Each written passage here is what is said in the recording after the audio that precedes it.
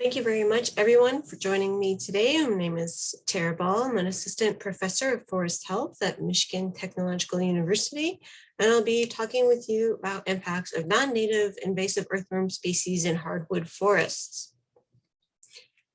So a little bit of what we're going to cover, some background information about earthworms in general. Why are we concerned about earthworms? My story of how they became involved in my own research a little bit.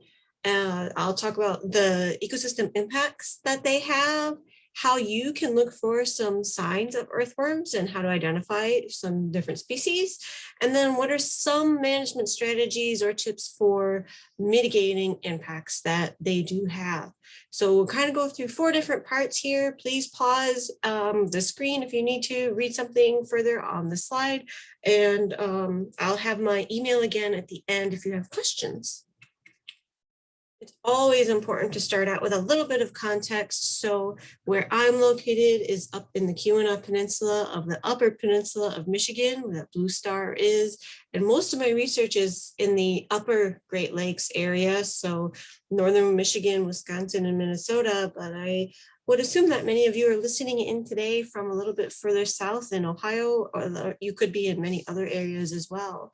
Michigan Tech is on the ceded territories and homelands of the Ojibwe people. Please feel free to pause and read through some of the names of those communities that are here. So part 1, the background on why I got into earthworms in the first place. Maple decline really was started to be reported, sugar maple decline, by the way, by area foresters in the UP around 2005. And so sugar maple, of course, is the most economically important species in our area in the northern hardwoods. Of the high value of sugar maple really led to a strong concern about possibly management-induced dieback. People were concerned that maybe the single tree selection, the typical silviculture that is done for maples in our area, was actually related to this. And of course, that also means that they were concerned about the future regeneration. There was a lack of sugar maple regen in some areas across the forest floor. And for a long time, it's just been sort of, oh, it's brushed away as a concern. Well, the deer are eating the regen, and maybe it's because in some of the industry lands, they were cutting too heavy, and things were just kind of brushed away. But it became such an issue that in 2009, I got involved as an early graduate student, and my job was to try to narrow down and figure out what were the actual factors associated with the current dieback and decline that we were seeing in the area. And so that led to, of course, starting out with just looking into the literature. What are some of the factors that are associated with standing tree, sugar maple, dieback, etiology, or the things that have been related to direct causes of that dieback, and everything across the whole entire gamut that you can imagine in forest health, from both biotic and abiotic factors have been reported in literature, soil nutrition, extreme weather events, all of the things that are listed here have been correlated to standing tree health. Looking at the regeneration, then we have some of those same things, but then add in deer and higher numbers of deer, of course, and then we have ever had historically.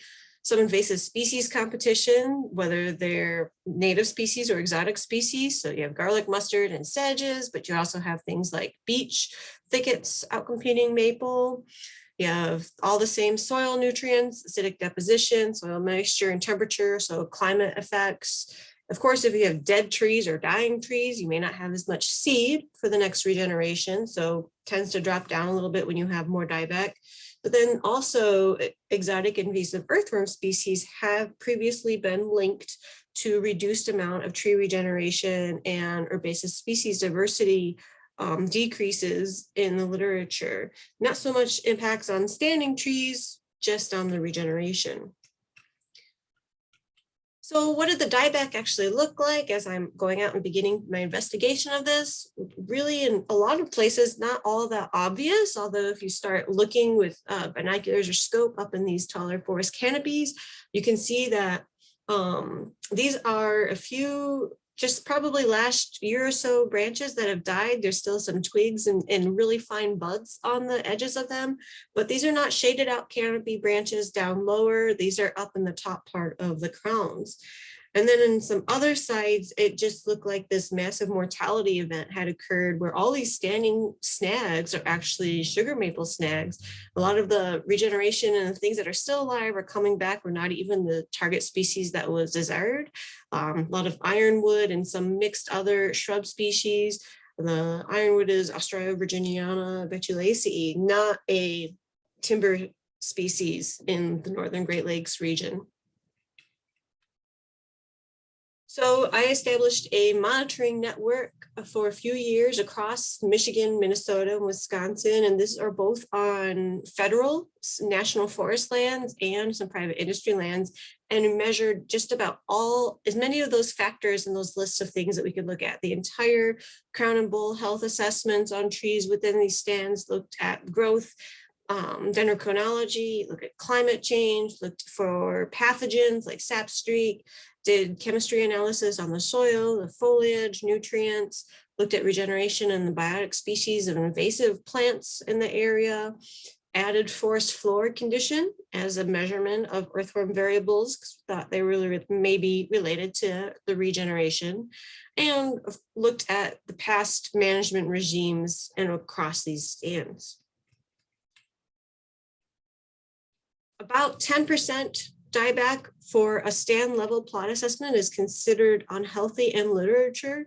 And the map here is those 120 plots across this range, and the mean dieback over 4 different years, some annual summaries there. And you can see a lot of yellow, orange, and red in this map here, meaning there is quite a few unhealthy or really stressed out stands, but of course it's not everywhere across the entire landscape. How were the earthworm impacts measured? Where did that come back into it? It's supposed to be a talk about earthworms, right? Well, like I said, I measured the forest floor condition. It was not a direct measurement of earthworms. I didn't sample their biomass or even collect them to look at their species, but we gave a 1 to 5 rating on the scale, looking just at the forest floor. So by walking out into the stands, scuffing around a little bit, you can actually get a pretty good idea of whether or not there are earthworms present just on the base of that depth of the leaf litter, and whether or not you can see any worm sign. I'll explain what those are in a little bit, but hopefully everybody listening today kind of has an idea what I talk about when I say if you've walked out into a forest floor, it's maybe soft and squishy underneath, you can pick up that leaf litter layer and it's cohesive in your hands with large leaves and then smaller and smaller leaf fragments and fungal mycelium and roots and all of those things mixed in, versus if you walked into a forest floor that's been heavily impacted by earthworms, it's a lot of bare mineral soil is visible. You have just last year's leaf litter on the floor. In the image here, you can actually see just a couple of oak leaves is all you can really make out, because all the maple leaves, and that is at a sugar maple stand, have been consumed by earthworms. So there's a lot more twigs and things like that visible on a forest floor that has earthworm impacts and many earthworm species present, versus one that has barely been invaded or has very, very little impact so far. In all those variables that we measured, looking at management regime and location, nothing stood out as much as that forest floor rating did. And so no matter how we looked at it, there was something related to, or that could be correlated to, earthworm impacts that came back in the models associated with the amount of dieback we were seeing on the standing trees. So not only the forest floor rating itself, but also some soil nutrient shifts, the carbon in the soil and the organic matter, the herbaceous species presence, and the regeneration presence was also associated with that forest floor earthworm rating here. So that was really the first indication, besides some regeneration work and some tree ring work, that earthworms are having an impact on the standing tree crown health as well. Okay, so moving into part 2, some ecosystem factors. What impacts to ecosystems are earthworms having? And of course, these are some images that are showing that forest floor being reduced and how you can see some of the bottom of the trees, the root layers that would probably have been previously covered by leaf litter when those trees were actually establishing themselves. So to talk about the ecosystem impacts, we have to take a little bit of a step back, about 10,000 years step back, and think about where earthworms are actually endemic in North America. And the leading working hypothesis on this is that because of glaciation 10,000 plus years ago, scraping all of the soil away, and their natural movement being very, very slow, earthworms are relatively only native to the southern part of the United States and a little bit of the West Coast. The black line in the image here is about the furthest extent of glaciation. Any earthworms that are native above that line, there tend to be very limited distribution and only 1 or 2 different species, whereas below that in the southern United States, we have about 100 different species.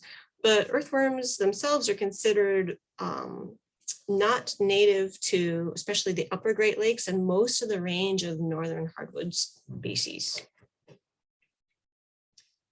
When we're trying to map their current ranges, it's really predicted probability of invasion for most species of earthworms is directly tied to human movement. So roadways, vehicle traffic, trails, wherever we as humans have gone, we've probably brought earthworms with us. So this is a map and a modeled prediction that was gone out and checked and is found to be very, very accurate looking at land cover. Basically, the earthworms followed along exactly where the roadways and the most human traffic was in this landscape here. And I was struck by this one quote that I came across in the literature that in 2005, they predicted over 90% of all sugar maple habitat will be invaded within 100 years by any earthworm species, either by roads or timber harvest respectively, just because we go everywhere, even in wilderness areas, people are walking into those areas constantly. So if it's a place where humans go, there's a chance that we're going to bring some earthworm invaders with us. What do earthworms do in a forest? So this might be the other question that we've had. We've all probably gone up through elementary years learning that earthworms were good for the garden. And for a lot of people, this is sort of a shocking concept to start thinking and flipping that switch in their brain that now earthworms might not be so good in a forest, right? So in a natural, uninvaded soil system, you have very distinct soil horizons. And where I'm from, we have forest spotithal soils with this sort of leached out, lighter colored E layer and a distinctive thin A on top of that and a thick organic layer. Those are just the letter acronyms for different soil horizons. And then a thick litter layer on top of that. When you have earthworms present, they're doing what they do in our gardens, which is what we like them for in our gardens, that fast nutrient turnover and cycling. They're pulling in all that organic matter and the leaf litter layer into the top soils of horizon soils, and they're mixing them all in and pulling some of that down. And so you really get this intermixing of all those upper soil layers and almost a complete total absence of the leaf litter that's only refilled that once a year in the fall, and it's very rapidly consumed in and of itself, pulled down into the soil. Essentially, what earthworms are doing are creating novel systems by engineering an entirely new soil system here. So just like beavers are considered ecosystem engineers by creating wetlands, earthworms are creating an entirely new novel soil system. They're changing all of those soil horizons and the layers that are intermixed there.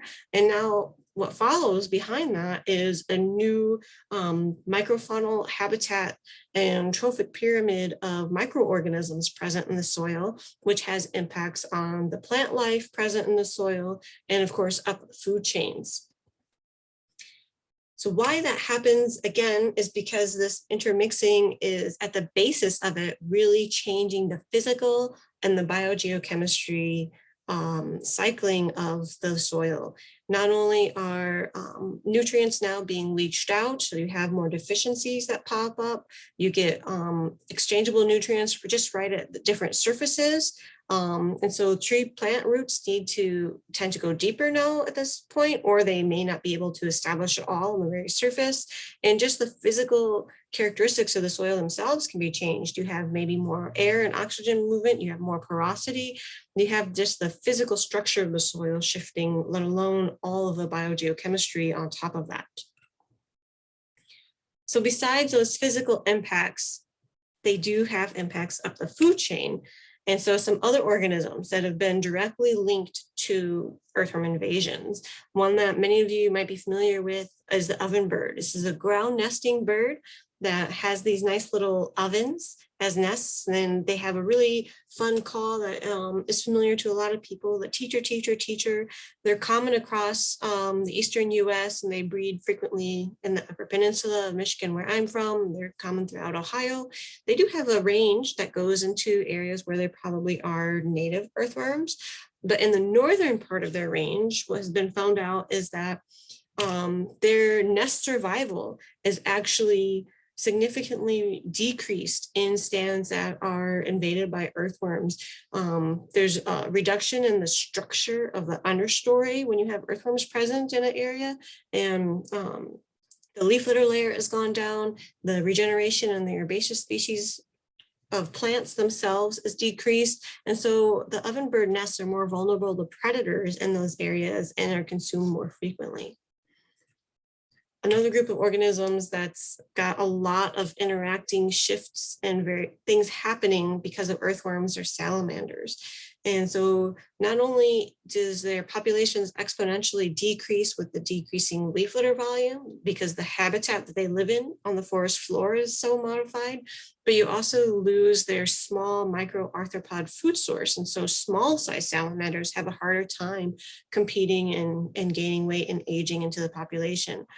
And again, because salamanders, of course, are native in areas where you have native and invasive species of earthworms, you do see variable impacts across the landscape, and more significant impacts likely to be happening in those areas to the north where glaciation happened and where you have less native species of earthworms. The populations there are in for more of a shock when an invasion does occur. So I really like this trophic pyramid image that came out in 2019 in this article, and the way they described earthworm impacts are not in the typical ecological way of thinking as sort of bottom-up pressure or top-down pressure from predators, but earthworm invasions, when they occur and they come into the trophic pyramids, they're essentially just side-swiping and having impacts across the entire range from producers and herbivores to the carnivores, and even in the abiotic physical habitat itself underneath of the entire pyramid itself. All those small effects on the soil, if you really think about it, there's some evidence in lots of different fields that ultimately the small effects are leading to macro effects, which lead to societal well-being, right? So there's interlinked micro cascade effects, which are ultimately impacting not only human health, but our economy and the environment, which is probably the most people think about. But as soon as we also can recognize that they're impacting human health and economy is when management tends to get some support to step in and try to address these issues. So all that is a little bit heavy. I'm going to break it up a little bit here and talk about worm sign. How can we identify these things before we can do some kind of mitigating steps to manage them? And so I haven't seen the new version of this yet, but hopefully I'll be able to swap out my worm sign image for the new worms in the new Dune movie very quickly here. But earthworm sign, simple things to look for. The most obvious are probably the castings, these small little granular pellets, the shape to the soil. Most everyone has seen those. If you walked even down a sidewalk that has a little mud puddle, you can see castings in the top of that dried out mud puddle. If you've never been to a forest area before, Earthworms reproduce by cocoons, which are about the size of a plant seed. So anything that, of course, might spread around an invasive plant seed would also likely be able to spread around and carry a cocoon.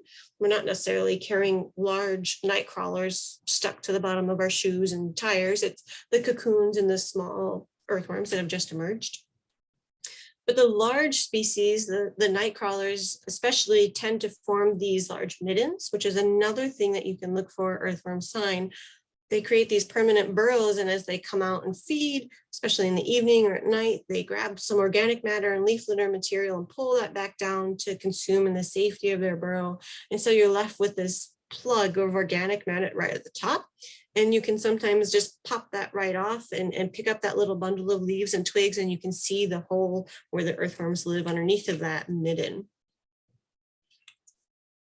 Not every worm does the same thing. And so another thing it's important to recognize is that we have different ecological groups of earthworms. And as these different ecological groups invade in a forest, you see different effects. So the epigeic earthworms are very small size. They tend to be just litter feeders at the surface and often one of the first invaders in a forest system. The next group, the endogeic earthworms, go a little bit deeper. They feed intermixed on the leaf litter and in the soil system, and they're mixing in just right at the surface between the mineral soil and the leaf litter. And then you have anesic earthworms, and these are the large things like Canada night crawlers, the very big earthworms that we tend to think of. They can go very deep. They burrow extensive vertical burrows up to over 3 meters in some cases. And they feed on the leaf litter and pull that down very deeply with them, and tend to be the much larger size species.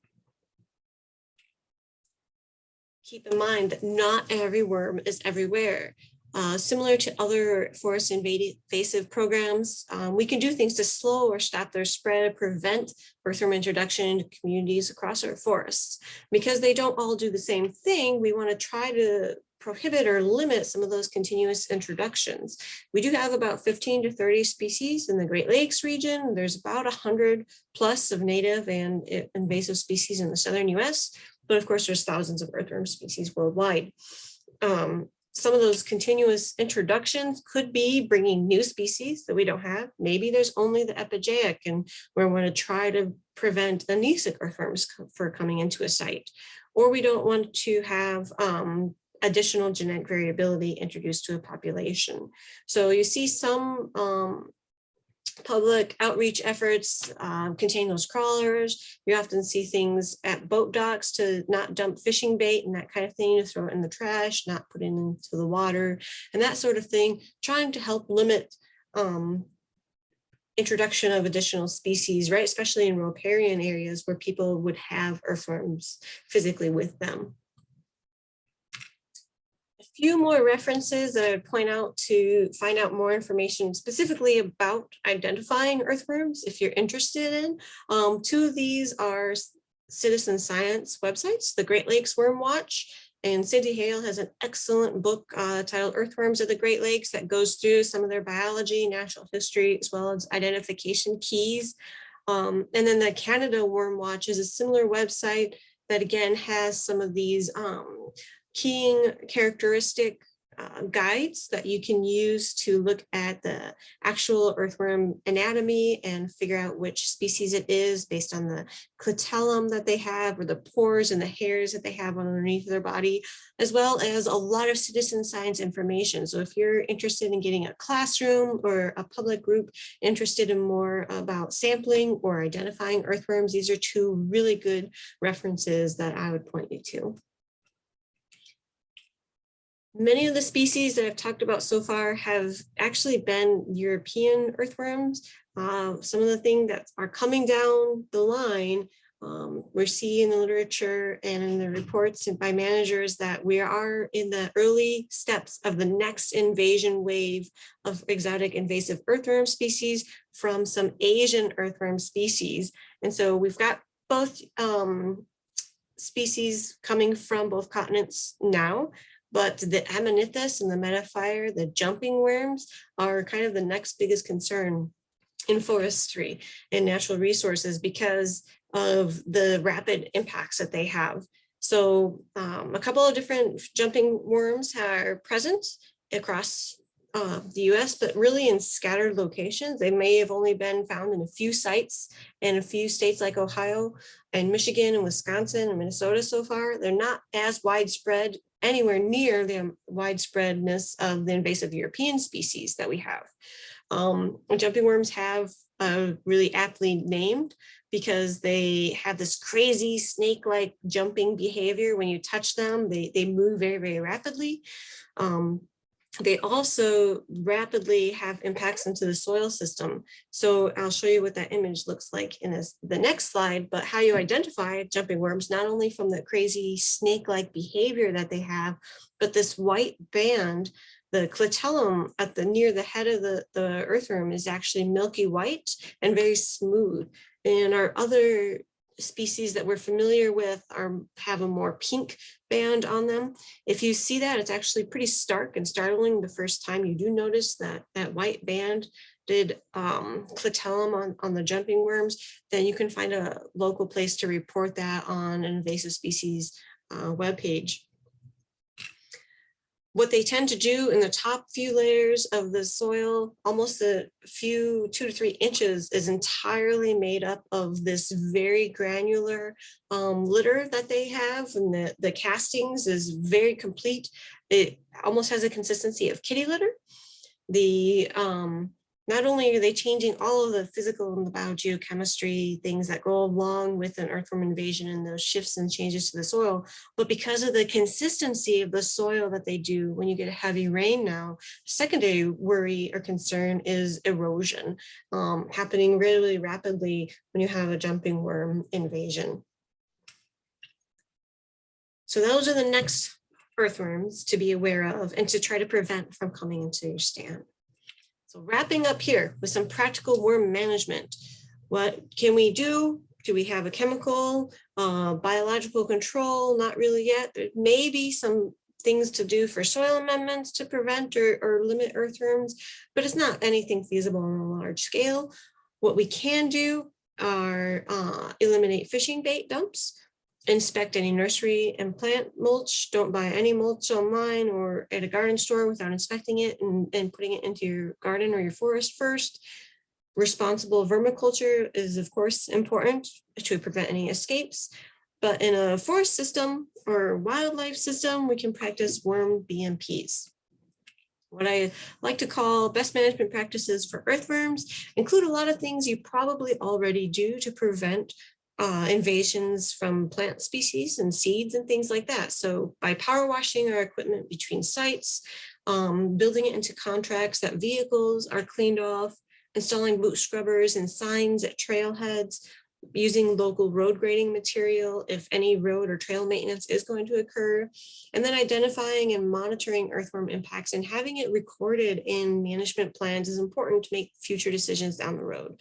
So the bottom line with earthworms are that there are options available to attempt sort of mitigating or slowing the issues down, but a lot of uncertainty exists. And the most things we can do are sort of monitor these invasions as they occur. My own ongoing earthworm research at Michigan Tech. So we are currently in the process of revisiting those maple sites in Michigan, Wisconsin, and Minnesota. It's been over a decade now since they were last visited.